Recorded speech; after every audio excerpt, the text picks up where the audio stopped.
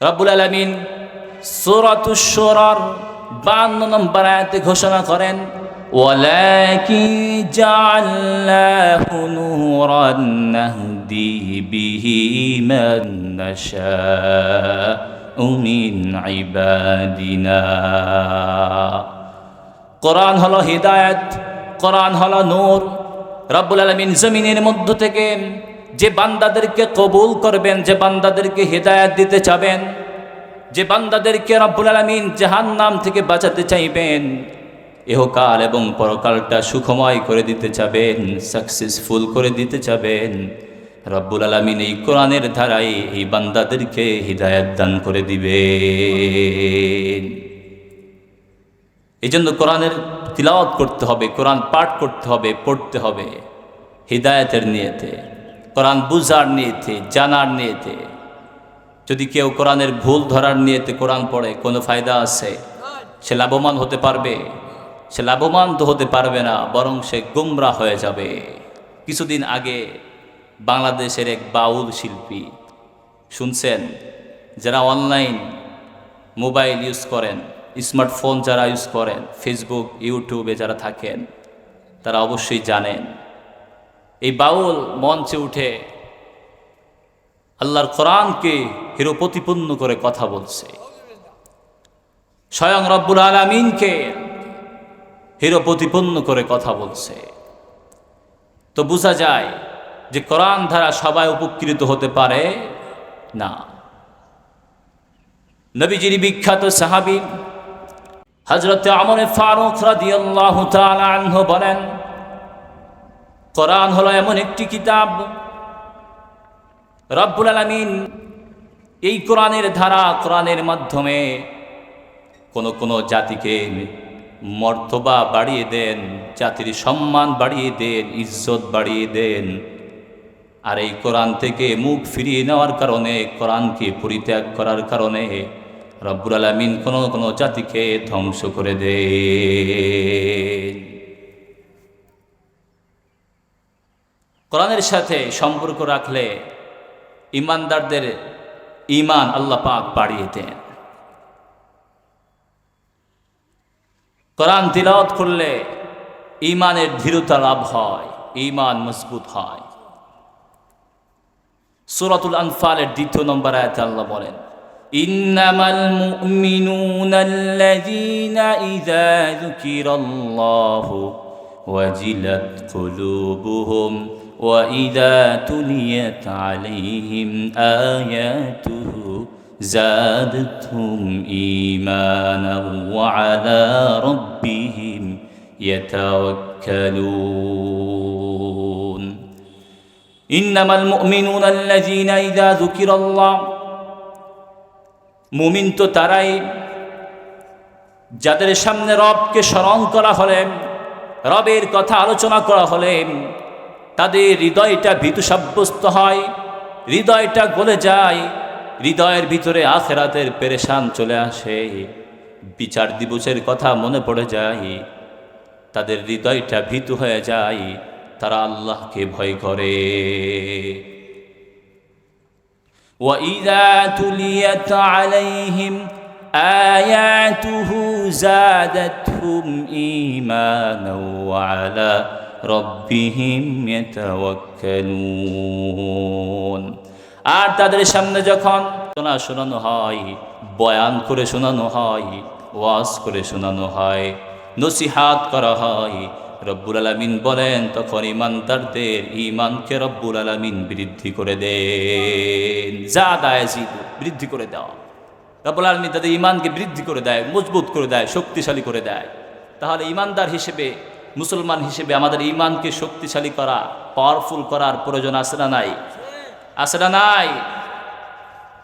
মুসলমান শুনে রাখেন, ঈমানকে যখন পরিপূর্ণ করতে পারবেন, আপনার ঈমানটা যখন শক্তিশালী হবে, আপনার ঈমানটা যখন দৃঢ় হবে, তখন এই সমাজের ভিতরে যতই গুনাহের কাজ শুরু হোক না কেন, গুনাহের সয়লাভ বয়ে যাক না কেন, বেপর্দার সয়লাভ বয়ে যাক না কেন, গান বাদ্যের সয়লাভ বয়ে যাক না কেন, বেইনসাফ শুরু হোক না কেন, যত জুলুম শুরু হোক না কেন, যত অন্যায় জমিনের ভিতরেই শুরু হোক না কেন, যদি আপনার ইমানটা মজবুত হয়, ইমানটা যদি শক্তিশালী হয়, বান্দা শুনে রাখেন, জমিনের কোন ভ্রান্তিকাল কালচার আপনার ইমানকে দুর্বল করতে পারবে না। ছলেমলে কৌশলে আজকে মুসলমানদের ইমান নেওয়ার চেষ্টা চলছে কি চলে নাই? চলছে। মুসলমানদের ইমান নিয়ে পশ্চিমারা গবেষণা করে যে মুসলিম হলো এমন একটা জাতি যে এদের ইমান এত শক্তিশালী, এরা মৃত্যুকে এত ভালোবাসে, এদের একটা মারলে 10টা আসে, 10টা জীবন দিতে চলে আসে। এটা কেন হয়? ওরা গবেষণা করে দেখছে যে এটা মুসলমানদের ইমানি দীপ্ত থেকে আসে, ইমানি শক্তি থেকে আসে। গবেষণা করে ওরা আমাদের মুসলিম এই সমাজের ভিতরে এমন কিছু কালচার ওরা এই সমাজে ঢুকিয়ে দিয়েছে, প্রতিষ্ঠা করে দিয়েছে, যার দ্বারা মুসলমান প্রতিনিয়ত ইমান হারা হয়। মুহূর্তের ভিতরে মুসলমান ইমান হারা হয়ে যায়। তাহলে কোরআন থেকে আমরা কি জানলাম? কোরআন তিলাওয়াত করলে, কোরআনের আয়াত শুনলে আমাদের ইমান বৃদ্ধি করে দেন কে? আল্লাহ। তাহলে কোরআন পড়ার প্রয়োজন আছে না নাই? পাঠ করার প্রয়োজন আছে না নাই? কোরআন হলো এত বরকতময় একটি কিতাব।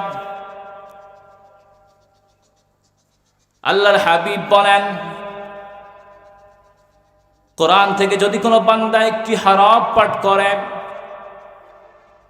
মান ক্বারা হারফান মিন কিতাবিল্লাহি ফালাহু বিহি হাসানা ওয়াল হাসানাতু বিআশরি আমসালিহা, দান করে একটা সওয়াব দান করে দেন। ওয়াল হাসানাতু বিআশরি আমসালিহা, আল্লাহর হাবিব নবী মুহাম্মদুর রাসূলুল্লাহ সাল্লাল্লাহু আলাইহি ওয়াসাল্লাম বলেন যে ওই একটা সওয়াবকে রব্বুল আলামিন 10 গুণ করে দেন, 10টা সওয়াবের পরিণতি করে দেন। কোরআন থেকে একটি সওয়াব অর্জন করলেন, কোরআনের একটি হরফ তিলাওয়াত করলে রব্বুল আলামিন 10টা নেকি দান করে দেন। আল্লাহর হাবিব বলেন, আমি বলি না যে আলিফ লাম মিম একটি হরফ, বরং আমি বলি আলিফ একটি হরফ, ওয়া লামুন হারফুন ওয়া মিমুন হারফুন। আমি বলি আলিফ লাম মিম। যদি কোনো বান্দা এই আয়াত তিলাওয়াত করে, এই 3টি হরফ তিলাওয়াত করে, রব্বুল আলামিন বান্দার আমলনামায় 30টা নেকি দান করে দেন। তাহলে কোরআন এমন একটা মাধ্যম ইবাদতের যে কোরআন তিলাওয়াত করলে আমরা একের ভিতরে 10 পেয়ে যাই। একটা সওয়াবের বিনিময়ে কয়টা পাই? 10টি পাই। তাহলে কোরআন তেলাওয়াত করতে হবে কি হবে না? প্রয়োজন আছে না নাই? করবেন তো ইনশাআল্লাহ? আওয়াজ দিয়ে বলেন ইনশাআল্লাহ।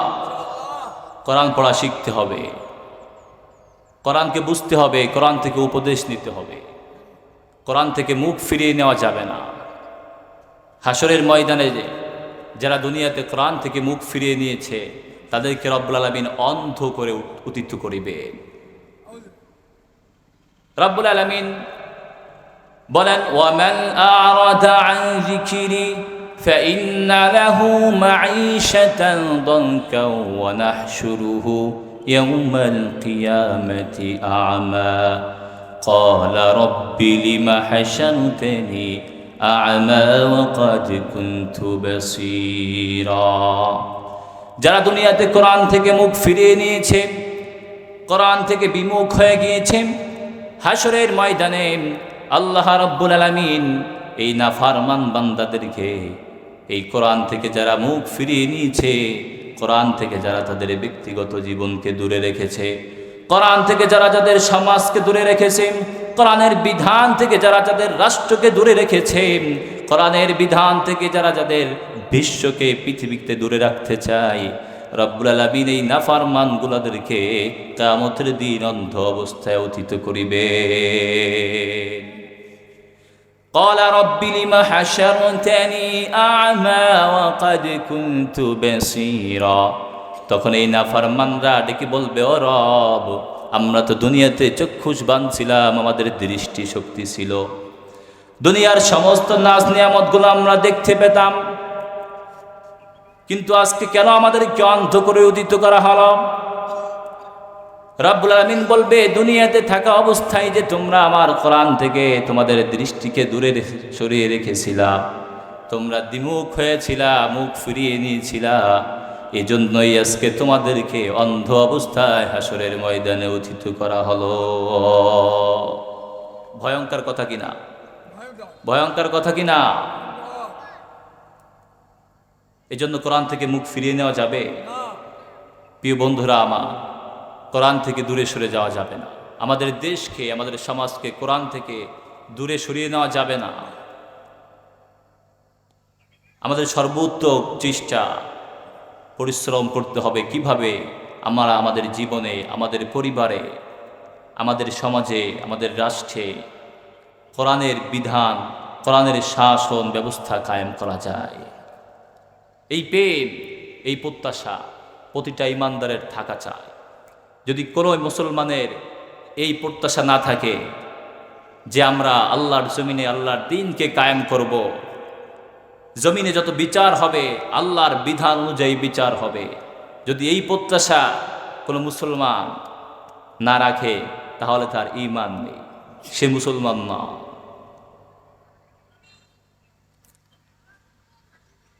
আল্লাহর হাবিব এক হাদিসের ভিতরে বলেন, ইকরাউল কুরআন ফাইন্নাহু ইয়াতি ইয়াউমাল কিয়ামাতি শাফিআন লিআসহাবিহি। ও আমার উম্মতেরা, তোমরা কোরআন তিলাওয়াত করো, কোরআন পাঠ করো, কেননা হাসরের ময়দানে কোরআন সাহেবের জন্য, কোরআনের বন্ধুর জন্য, কোরআনের পাঠকের জন্য কোরআন রবের নিকটে সুপারিশ করবে। হাসরের ময়দানে কোরআন রব্বুল আলামিনের সামনে উপস্থিত হয়ে যাবেন। যারা দুনিয়াতে কোরআনকে বড় মোহাব্বত করছে, রাত জেগে জেগে কোরআনের তিলাওয়াত করছে, দিনে কোরআন তিলাওয়াত করেছে, কোরআনের সাথে সম্পর্ক রেখেছে, কোরআনকে বড় ভালোবাসছে, কোরআনের আইনগুলা মনে প্রাণে মেনে নিয়েছে, কথাগুলো মেনে নিয়েছে, কোরআন থেকে উপদেশগুলা গ্রহণ করে নিয়েছে, এই সাহেবে কোরআন বান্দার জন্য কোরআন হাসরের ময়দানে রব্বুল আলামিনের নিকটে সুপারিশ করবে। অন্য এক হাদিসে আল্লাহর হাবিব বলেন, ইয়াজিউল কুরআন ইয়াউমাল কিয়ামা, হাসরের ময়দানে কোরআন আগমন করবেন, কোরআন আগমন করবেন, রবের নিকটে উপস্থিত হবেন। কোরআনওয়ালা বান্দার যখন বিচার হবে, রব্বুল আলামিন যখন কোরআনের হাফেজদেরকে, কোরআনের ধারক বাহকদেরকে, কোরআনের পাঠকদেরকে বিচারের কাঠগড়ায় ডাকবেন, তখন কোরআনুল কারীম স্বয়ং নিজে সেই বিচারের কার্যর স্থানে গিয়ে উপস্থিত হয়ে যাবে। কোরআন সুপারিশ করবেন, ইয়া রব্বি হাল্লিহি, হে রব, আপনি আপনার এই বান্দার মর্তবাকে বাড়িয়ে দেন, বান্দার জন্য পোশাকের ব্যবস্থা করেন। কোরআন সর্বপ্রথম এসে পোশাকের জন্য সুপারিশ করবেন। এক হাদিসে আল্লাহর হাবিব জানিয়ে দিয়েছেন, হাসরের ময়দানটা এতটা ভয়ঙ্কর হবে, এতটা বিভীষিকাময় অবস্থা হবে, গোটা হাসরবাসী কোনো মানুষের গায়ে কোনো কাপড় থাকবে না, সব মানুষগুলো অলঙ্গ থাকবে, কাপড় থাকবে না। তখন আপনার বন্ধু, যদি কোরআনকে বন্ধু করতে পারেন, কোরআনকে যদি মোহাব্বত করেন, দেখেন আপনার বন্ধু কোরআন আসবে, কোরআন এসেই বলবে, ইয়া রব্বি হাল্লিহি, হে রব, আপনি আপনার বান্দার জন্য পোশাকের ব্যবস্থা করেন। কোরআন যখন রবের নিকটে আরজি পেশ করবেন, এই সুপারিশ করবেন, রব্বুল আলামিন সঙ্গে সঙ্গে কোরআনের এই সুপারিশ কবুল করবেন। আওয়াজ দিয়ে বলেন আল্লাহু আকবার। কোরআনের এই সুপারিশগুলো আল্লাহ পাক রব্বুল আলামিন কবুল করবেন, অ্যাকসেপ্ট করে নেবেন। রব্বুল আলামিন সাথে সাথে ঘোষণা দিয়ে দিবেন, ফায়ুলবাসু তাজাল কারামা। রব্বুল আলামিন সাথে সাথে ওই কোরআনের পাঠক বান্দার মাথার মধ্যে, সাহেবে কোরআন বান্দার মাথার মধ্যে একটি সম্মানের মুকুট পরিধান করিয়ে দিবে। কি পরিধান করিয়ে দিবেন? সম্মানের একটা মুকুট পরিধান করিয়ে দিবেন। এরপরে কোরআন আবার রবের নিকটে আরজি পেশ করবেন, আবার সুপারিশ পেশ করবেন। রব যে বান্দাকে একটি মুকুট দিয়ে দিয়েছেন, এই মুকুট পেয়েও কোরআন তৃপ্তি হতে পারে নাই, কোরআন এই মুকুট দেখেও খুশি হতে পারে নাই। কোরআন চাইবে যে আমার বন্ধুকে আমি আরো কিছু দিয়ে দিই। কোরআন তখন দ্বিতীয়বার আবার সুপারিশ করবেন, সুম্মা ইয়াকুলু ইয়া রাব্বি জিদহু, হে রব আপনি আপনার এই বান্দার মর্তবাকে, ইজ্জতকে, সম্মানকে আরো বৃদ্ধি করে দেন, বাড়িয়ে দেন। কোরআন যখন দ্বিতীয়বার এই সুপারিশ করবেন, রব্বুল আলামিন সাথে সাথে দ্বিতীয় সুপারিশটাও কবুল করে নিবেন। রব্বুল আলামিন বলবেন ফায়ুলবাসু হুল্লাতাল কারামা, এই বান্দাকে পোশাক পরিধান করিয়ে দেওয়া হবে। এরপর কোরআনুল কারীম চুপ হয়ে যাবে না, থেমে যাবে না। কোরআনুল কারীম আবার রবের নিকটে আরজি পেশ করবেন, সুপারিশ পেশ করবেন। কোরআন এবার রবকে ডেকে বলবেন ইয়া রব্বির জিদ আনহু, ইয়া রব্বির দ আনহু, হে রব আপনি আপনার বান্দার প্রতি খুশি হয়ে যান, সন্তুষ্ট হয়ে যান। কোরআন তৃতীয় সুপারিশটা করবেন, আপনি আপনার বান্দার প্রতি সন্তুষ্ট হয়ে যান। এবারে বলেন হাসরের দিনে যদি রব আপনার প্রতি খুশি হয়ে যায়, আপনার প্রতি সন্তুষ্ট হয়ে যায়, আর কিছু লাগবে? লাগবে? আর কিছু লাগবে? রব্বুল আলামিনের সাথে সাথে কোরআনের এই তৃতীয় সুপারিশটাও কবুল করবেন। রব্বুল আলামিন বলবেন ফায়ারদা আনহু, আমি আমার বান্দার প্রতি সন্তুষ্ট হয়ে গেলাম। তখন বান্দাকে বলা হবে ইকরা, বান্দা তুমি তিলাওয়াত করো, পড়তে থাকো, পাঠ করো। ওয়ারতাকি, উপরে চলতে থাকো, জান্নাতের সমুন্নত প্রাসাদে চড়তে থাকো। ওয়ায়ুজাদু বিকুল্লি আয়াতিন হাসানা, আজকে তুমি যতগুলো আয়াত তিলাওয়াত করবা, প্রতিটা আয়াতের বিনিময়ে রব তোমাকে হাসানাতান করবেন, তোমার মর্তবা বাড়িয়ে দিবে। হাসরের দিনে মর্তবার প্রয়োজন আছে, পজিশনকে উঁচু করার প্রয়োজন আছে আমাদের। যদি কারো না থাকে ভিন্ন কথা, কিন্তু মুসলিম হিসেবে, ইমানদার হিসেবে এই প্রত্যাশা আমাদের আছে না নাই? এজন্য আমরা কোরআনকে আপন করব, কোরআনকে বন্ধু করব, কোরআনের তিলাওয়াত করব, শিখব। বয়স আমাদের যতই হোক না কেন কোনো সমস্যা নেই, চেষ্টা করেন, কোরআনের শিক্ষাটা নেন, কোরআনের শিক্ষাটা আপনাদের সন্তানদেরকে দেন। কোরআন দিয়ে এই সমাজটাকে আলোকিত করে দেন, সমাজটাকে আলোকিত করে দেয়। দেখবেন সমাজে আবার সেই ইনসাফ ফিরে আসবে, জুলুম থাকবে না, অন্যায় থাকবে না, অনাচার থাকবে না, কদাচার থাকবে না, ধর্ষণ থাকবে না। বিচারকরা বিচার কার্যকলাপে বসে আর কখনো দেশের প্রজাদের উপরে জুলুম করতে পারবে না। এজন্য কোরআনকে আমাদের সমাজে ব্যাপক করতে হবে। কি করতে হবে? ব্যাপক করতে হবে। কোরআনের শিক্ষাকে ব্যাপক করতে হবে, কোরআনের দীক্ষাকে ব্যাপক করতে হবে, এবং কোরআনের আইনকে, কোরআনের বিধানকে এই জমিনে বাস্তবায়ন করতে হবে। সূরাতুল হিজরের 9 নম্বর আয়াতে আল্লাহ রাব্বুল আলামিন বলেন ইন্না নাহনু নাযালনা যিকরা ওয়া ইন্না লাহু লাহাফিজুন। আমি কোরআনুল কারীম নাজিল করেছি, এই কোরআনকে আমি অবতীর্ণ করেছি, এই কোরআনকে সংরক্ষিত করার দায়িত্ব, হেফাজতের দায়িত্ব আমি নিজেই নিয়ে নিলাম। রব নিজেই সংরক্ষিত করার দায়িত্ব নিয়ে নিয়েছেন। রব্বুল আলামিন জমিনের ভিতরে কোরআনকে সংরক্ষিত করেছেন। এই যে ছোট্ট ছোট্ট মাদ্রাসা পড়ুয়ান, 7 বছর, 8 বছর, 10 বছরের বাচ্চারা মাদ্রাসায় পড়ে, এদের বক্ষটাকে রব কবুল করছেন, হৃদয়টাকে রব কবুল করছেন।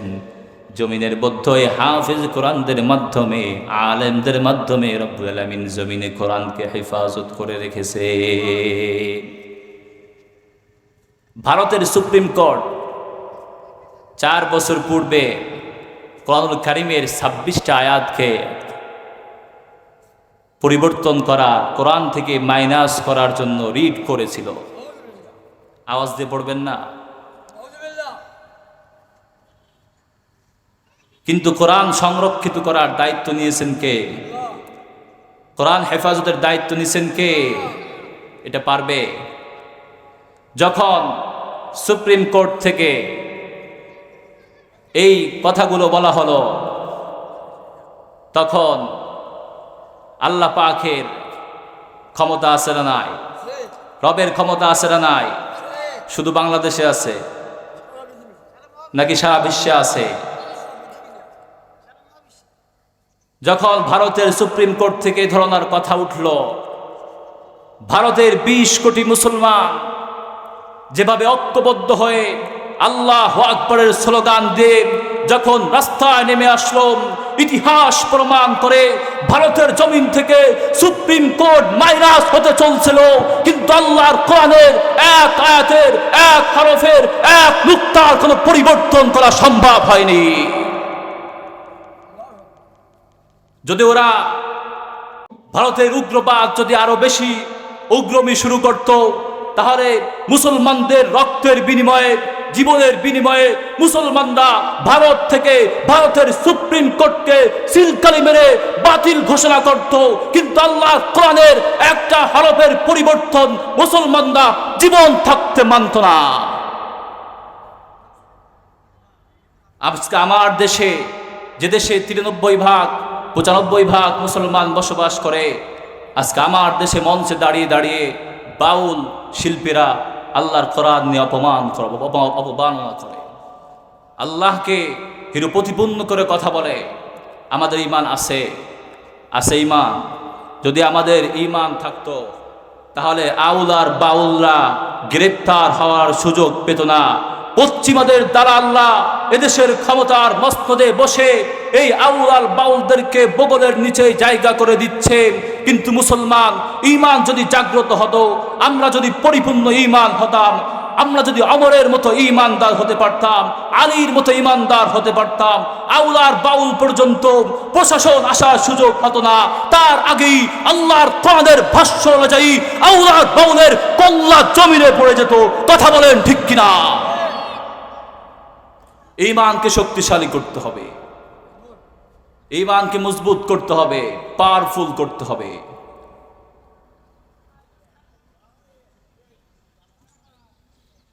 এজন্য সূরাত আনফালের যে আয়াত আপনাদেরকে তিলাওয়াত করে শুনিয়েছি, ঈমানের সাথে কোরআনের তিলাওয়াত শুনলে, কোরআনের আয়াত তিলাওয়াত করলে, পড়লে আমাদের ঈমানটা মজবুত করে দিবেন কে? শক্তিশালী করে দিবেন কে? এজন্য ঈমানকে যদি বাড়াতে হয়, যদি শক্তিশালী করতে হয়, শুধু জন্মগত মুসলমান না, বংশগত মুসলমান না, যদি পরিপূর্ণ রবের নিকটে মুসলিম হিসেবে পরিচয় দিতে হয়, ঈমানদার হিসেবে দাঁড়াতে হয়, তাহলে আমাদের ঈমানকে আরো শক্তিশালী করতে হবে।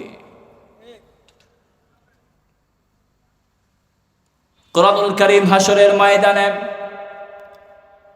বান্দাকে ভয়ঙ্কর আযাব থেকে রক্ষা করার জন্য, বাঁচানোর জন্য, সাহেবে কোরআনকে বাঁচানোর জন্য কোরআনুল কারীম উপস্থিত হয়ে যাবে।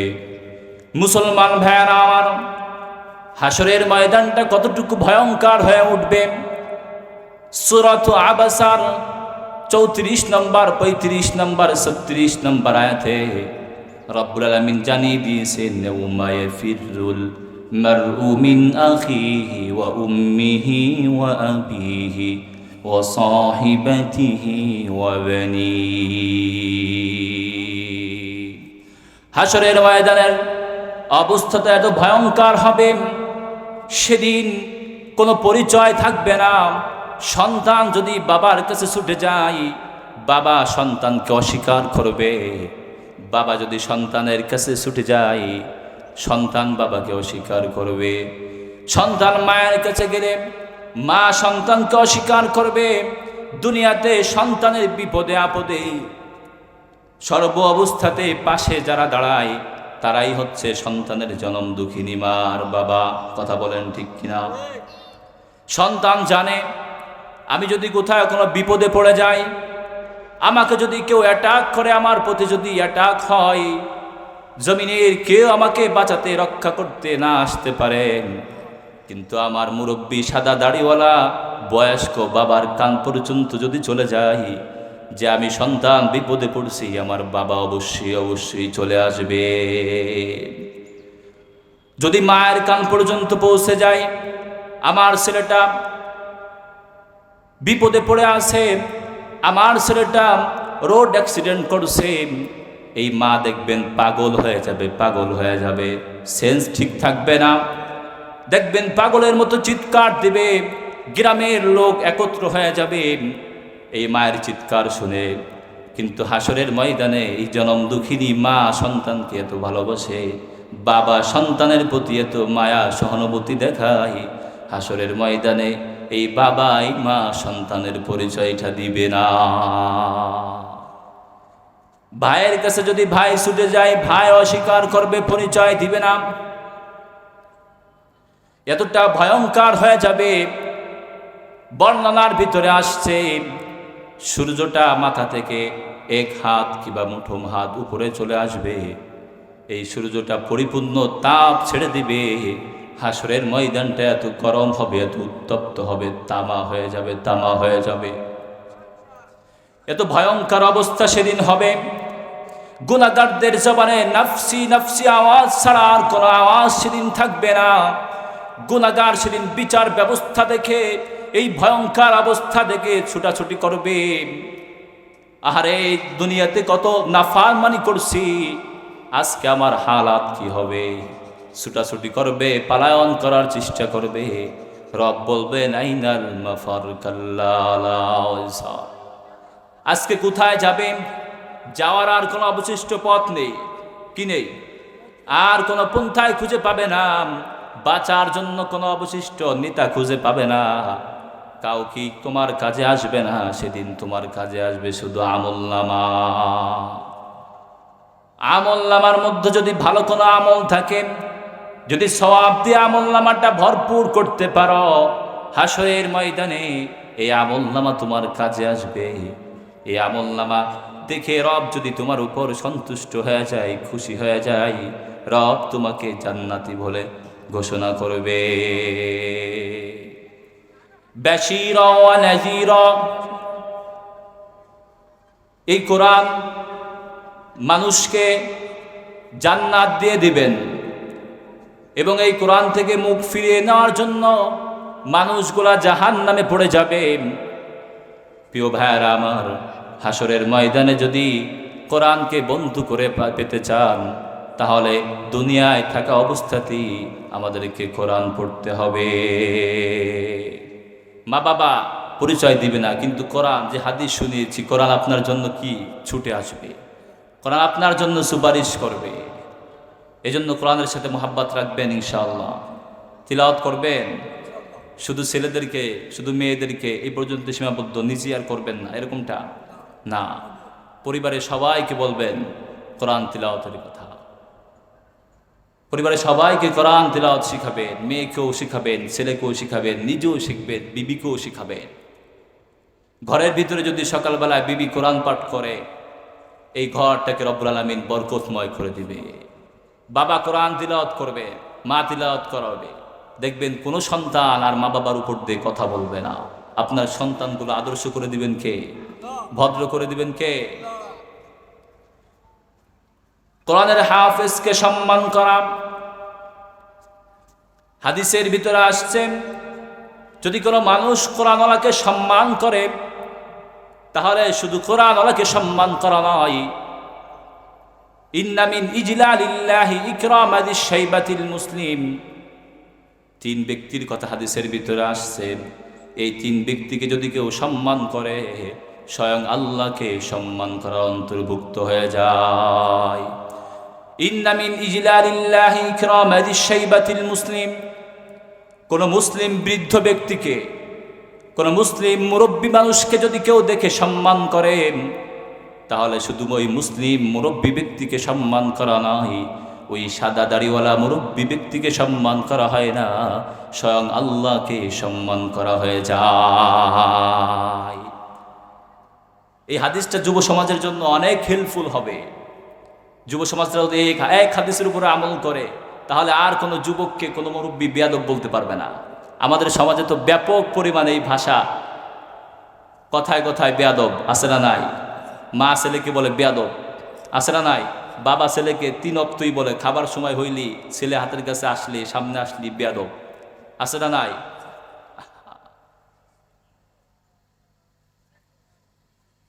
এই হাদিসটা যদি আমলে আনতে পারি আমরা, তাহলে আমাদের এই সমাজ সুন্দর সমাজে পরিণত হবে। ইন্না মিন ইজলালিল্লাহি ইকরামাতিশ শাইবাতিল মুসলিম, কোন মুরব্বী মানুষকে, মুসলমান কোন মুরব্বীকে যদি কেউ সম্মান করে, তাহলে আল্লাহকে সম্মান করা হয়ে যায়। ওয়া হামিলিল কুরআনি গায়রিল গারি ফিহি ওয়াল জাফি আনহু, কোরআনের ধারক বাহক, কোরআনের কোন একজন হাফেজকে, কোরআনের কোন একজন আলেমকে যদি আপনি সম্মান করেন, তাহলে কোরআনের হাফেজকে সম্মান করা হলো স্বয়ং আল্লাহকেও সম্মান করা হয়ে গেল। ওয়া ইকরামাদিস সুলতানিল মুকসিত, 3 নম্বর ব্যক্তি, সুন্দর করে শুনেন, 3 নম্বর ব্যক্তি ন্যায়পরায়ণ বাদশা, ন্যায়পরায়ণ শাসক। যদি আমাদের দেশের রাষ্ট্রনায়ক ন্যায়পরায়ণ হয়, বিচারপতি যদি ন্যায়পরায়ণ হয়, আমাদের চেয়ারম্যান যদি ন্যায়পরায়ণ হয়, সমাজের মাতুব্বার যদি ন্যায়পরায়ণ হয়, বাবা যদি সন্তানের ক্ষেত্রে ন্যায়পরায়ণ হয়, মা যদি সন্তানের ক্ষেত্রে ন্যায়পরায়ণ হয়, তাহলে এই বাদশাকে, এই মাকে, এই বাবাকে সম্মান করা অর্থ আল্লাহকে সম্মান করা। আল্লাহু আকবার বলেন। আমাদের সমাজে একে অপরের প্রতি সম্মান আছে? এখন আছে? বলেন, আছে? কি মুরব্বী, কি বড় ভাই আর কি ছোট ভাই, সবাই সালাম নেওয়ার জন্য বসে থাকি, সালাম দেয় আর কেউ না। মুরব্বী বলে সে আমাকে সালাম দেবে, আমি মুরব্বী, আমি বয়স্ক মানুষ, তাকে কেন সালাম দিব? না, এটা নয়। সালাম দিতে হবে, সম্মান করতে হবে। যখন ছোটরা বড়দেরকে সম্মান করবে আর বড়রা ছোটদেরকে স্নেহ করবে, তখনই আমাদের এই সমাজটা একটা আলোকিতময় সমাজ হবে, সুখময় সমাজ হবে। যখন ন্যায় থাকবে না, সাম্য থাকবে না, ইনসাফ থাকবে না, তখন এই সমাজে বসবাস করতে আপনারই অতিষ্ঠ লাগবে যে কি দুনিয়ায় আসলাম, কোথাও কোনো সুখ নাই, কোনো শান্তি নাই। এজন্য ঘরের ছেলে মেয়েদেরকে এই হাদিসটা শোনায় দিবেন, হাদিসের বাংলাটা শোনায় দেবেন যে 3 ব্যক্তিকে সম্মান করা অর্থ কাকে সম্মান করা? আল্লাহকে সম্মান করা। পারবেন ইনশাআল্লাহ? আমল করবেন। যতক্ষণ আলোচনা করলাম আপনাদেরকে হাদিস থেকে, আয়াত থেকেই তো শোনালাম। আল্লাহ পাক যত তৌফিক দিয়েছেন হাদিস থেকেই শোনালাম। হাসরের ময়দানে কোরআন প্রেমী বান্দার জন্য কোরআন সুপারিশকারী হবেন। কোরআনকে যদি বন্ধু করে নিতে পারি, কোরআনের সাথে যদি আমরা আমাদের মোহাব্বত রাখতে পারি, তাহলে কোরআন আমাদেরকে সুপারিশ করবেন। ইকরাউল কুরআন ফাইন্নাহু ইয়াতি ইয়াউমাল কিয়ামাতি শাফিআন লিআসহাবিহি। কোরআন আমাদের জন্য সুপারিশকারী হবে। এজন্য কোরআনের প্রতি আমরা একটু মনোযোগ দিব, আগ্রহটা একটু বাড়াবো ইনশাআল্লাহ। প্রিয় ভাইয়েরা আমার, হাসরের ময়দানে আমলনামাটা নিয়ে যখন উপস্থিত হবে, রব্বুল আলামিন যখন বান্দার হাতের মধ্যে আমলনামা দিবেন, এই আমলনামাটা যদি গুনাহ দিয়ে ভরপুর হয়, অন্যায় দিয়ে ভরপুর হয়, জুলুম দিয়ে ভরপুর হয়, মারামারি, হানাহানি, কাটাকাটি, জুলুম দিয়ে, অত্যাচার দিয়ে ভরপুর হয়, তাহলে এই আমলনামাটা রব্বুল আলামিন এই নাফরমান বান্দার ডান হাতে দিবে না। রব্বুল আলামিন ঘোষণা করবেন যে আমলনামাটা এই বান্দার বাম হাতে দিয়ে দাও। ফেরেশতারা বান্দার বাম হাতে আমলনামা দেওয়ার দিতে যাবে। এবার রব ডেকে বলবে, না না, এই বান্দা তো নাফরমান বান্দা, দুনিয়াতে বান্দাকে এত নাজ, এত নিয়ামত দিয়েছি, বান্দা এত নিয়ামতগুলো পাওয়ার পরেও আমি আল্লাহকে সিজদা করে নাই, সিজদা করে নাই। পুরোটা দিন চলে গেছে, বছর চলে গেছে, যুগ চলে গেছে, গোটা হায়াত পার করেছে, বান্দার এমন এমন দিন চলে গেছে, একটা দিনের ভিতরে আমাকে অন্তর দিয়ে মন দিয়ে আল্লাহ বলেও ডাকতে পারে নাই।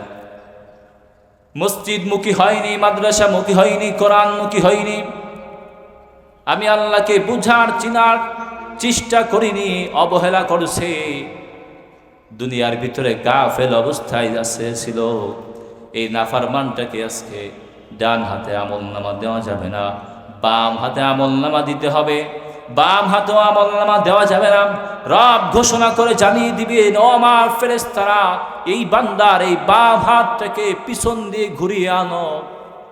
বাম হাতটাকে ফেরেশতারা ধরে মোচড় দিয়ে পিছন দিয়ে ঘুরিয়ে নিয়ে এই পিঠের দিক দিয়ে ছিদ্র করে এই সিনা বরাবর বের করা হবে। এই হাতের উপরে রব্বুল আলামিন গুনাহগারের আমলনামা দিয়ে দিবে। গুনাহগার আমলনামা দিয়ে দেখবে, হায় হায় কি আমলনামা আমাকে দেয়া হলো। দুনিয়াতে কোন রাতে কি করেছিলাম, কোন দিনে কি করেছিলাম, কোন মুহূর্তে কি করেছিলাম, রাতের আধারে শুয়ে শুয়ে কি করেছিলাম, দিনের আলোতে কি করেছিলাম, বন্ধুদের সাথে গিয়ে কি করেছিলাম। এ কেমন আমলনামা, যে আমলনামার ভিতরে এক মুহূর্তের, একটা সেকেন্ডের একটা অপরাধও উঠাতে বাকি নাই। সব গুনাহগুলা এর কি করেও যেটা বলছে, ফাজলামু করেও যেটা বলছে, তামসা করে যেটা বলছে, বন্ধুদের সাথে টাইম পাস করার জন্য যেটা বলছে, বন্ধুর মন রক্ষার কারণে বন্ধুকে যে মিথ্যা কথা শুনাইছে, আহা, একটাও ছাড় নাই। জমিনের ভিতরে আমরা গুনাহ করি, ইয়াউমাইদিন তুহাদ্দিসু আখবারাহা, কিয়ামতের দিন আমি যে জমিনের উপরে দাঁড়িয়ে দাঁড়িয়ে গুনাহ করছি, এই জমিন কিয়ামতের দিন রবের নিকটে সাক্ষী দিয়ে দিবেন। ইয়াউমাইদিন তুহাদ্দিসু আখবারাহা বিআন্না রাব্বাকা আওহালাহা, জমিন সেদিন জবান খুলে যাবে, জমিন রবকে ডেকে বলবেন, আল্লাহ, এই নাফরমানটা আমার উপরে দাঁড়িয়ে দাঁড়িয়ে, আমার উপর বসে বসে, আমার উপর শুয়ে শুয়ে, আমার উপর দিয়ে চলে চলে নাফরমানটা তোমার সাথে নাফরমানি করেছিল। প্রতিদিন, প্রতিটা রাত, প্রতিটা মুহূর্তে নাফরমানি করছিল। একটু চিন্তা করে দেখেন প্রিয় ভাইরা আমার, জীবনে কি এমন একটা মুহূর্ত আপনি পার করছেন, আপনার কি মনে পড়ে? এমন একটা দিন কি পার করতে পারছি? এমন একটা রাত কি আমরা জীবনে অতিবাহিত করতে পারছি? এমন একটা সপ্তাহ কি আমাদের গিয়েছে? এমন একটা মাস কি গিয়েছে? এমন একটা বছর কি গিয়েছে যে বছরে, যে রাতে, যে দিনে, যে মুহূর্তে, যে পলকে আমরা নাফরমানি করি নাই? নাফরমানি করে করে সীমালঙ্ঘনকারী হয়ে গিয়েছি, কত গুনাহ করেছি, কত নাফরমানি করেছি। মাসের পর মাস চলে গেছে, যুবকরা মসজিদে আসে নাই, রবের পায়ে একটা দিন সিজদা দেয় নাই, আল্লাহকে একদিন ডাক দেয়নি, আল্লাহর নামের জিকির করিনি, আল্লাহকে স্মরণ করিনি। যুবক ভাইয়ারা আমার, একটু চিন্তা করে দেখেন, এইটাই কি আমাদের জীবন? এইটাই কি আমাদের জীবন হতে পারে? যে জীবনে আমরা মালিক চিনতে পারলাম না, গোলাম হয়ে মালিকের গোলামি করতে পারলাম না, মালিককে সন্তুষ্ট করতে পারলাম না, খুশি করতে পারলাম না, এটা কি আমাদের কোনো জীবন হলো? গোলাম তো জীবন তখনই সুখময় হয় গোলামের, যখন গোলামের উপরে গোলামের মালিক সন্তুষ্ট থাকে। গোলামের জীবনটা তখনই সুখময় যখন গোলামের উপরে গোলামের মালিক খুশি থাকে, সন্তুষ্ট থাকে। আমরা তো গোলাম, দুনিয়াতে আল্লাহ আমাদেরকে পাঠিয়েছেন তার ইবাদতের জন্য, তার দাসত্বের জন্য, কিন্তু দুনিয়াতে এসে আমরা কি করলাম? তার সাথে যে নাফরমানিগুলো করতেছি। দুনিয়াতে আমাদেরকে হাতে একটা ব্যাগ দিয়ে পাঠানো হয়েছিল আখিরাতের জন্য, বাজার করার জন্য। দুনিয়াটা হচ্ছে বাজার। আল্লাহ পাক আমাদেরকে পাঠিয়েছেন, ও বান্দা যাও ক্রয় করে নিয়ে আসো, তোমার যেটা প্রয়োজন হবে সবগুলো তুমি বেছে বেছে ক্রয় করে নিয়ে আসো, কিনে নিয়ে আসো, ব্যাগ ভরে ভরে, আমলনামা ভরে ভরে নিয়ে আসো।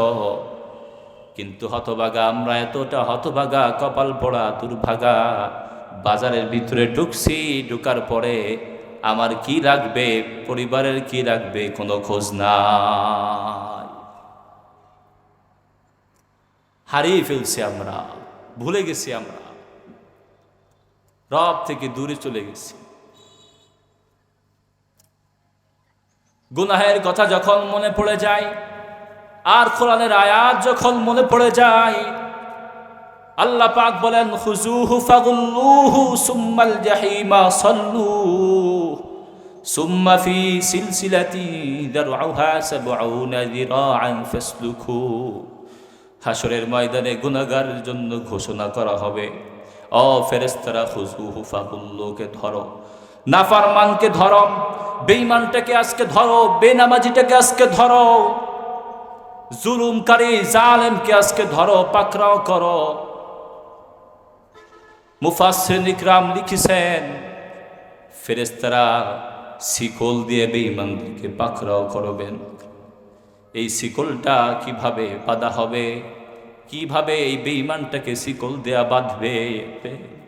মুহাদ্দিসিন ইকরাম লিখেছেন, এই শিকলের একটা মাথা মুখের মধ্য দিয়ে ঢুকিয়ে দেওয়া হবে, এই জবানের মধ্য দিয়ে, মুখের মধ্য দিয়ে ঢুকানি দেওয়া হবে, আর ওই মাথাটা নিয়ে আহারে এই বাথরুমের রাস্তা দিয়ে বের করা হবে, মুখের মধ্য দিয়ে দিয়া বাথরুমের রাস্তা দিয়ে বের করে ফেরেশতারা এই শিকল ধরবে, বেঈমানকে, নাফরমানকে টানতে থাকবে, হাসরাতে থাকবে, টানতে টানতে, হাসরাতে হাসরাতে হাসরের ময়দানে ঘোরাবে, আর এই বেঈমান নাফরমানদের গুনার কথাগুলো প্রকাশ করে দিবে। এভাবে টানতে টানতে, হাসরাতে হাসরাতে জাহান্নামের ভিতরে বেঈমানকে নিক্ষেপ করা হবে, গুনাহগারকে নিক্ষেপ করা হবে। যদি রবের কাছ থেকে ক্ষমা না দিতে পারি, তাহলে আমাদের উপায় কি হবে? কি হবে উপায়? রব যদি ক্ষমা না করে আমাকে, তবে আমার কি হবে ইহকাল পরকালে? রব যদি ক্ষমা না করে আমাকে, তবে আমার কি হবে ইহকাল পরকালে? দিন ঘুরে রাত জেগে যদি না চেয়ে নিতে পারি ক্ষমা, দিন ঘুরে রাত জেগে যদি না চেয়ে নিতে পারি ক্ষমা, তবে আমার মতো হতভাগা আর কে হবে? তবে আমার মতো হতভাগা আর কে হবে? হাসরের ময়দানে যদি কোনো বান্দাকে রব ক্ষমা না করে, বান্দার প্রতি যদি রব্বুল আলামিন দয়া না করে, ওই বান্দার থেকে হতভাগা, ওই বান্দার থেকে দুর্ভাগা, ওই বান্দার থেকে কপাল পোড়া আর কেউ হবে না, আর কেউ হবে না, আর কেউ হবে না।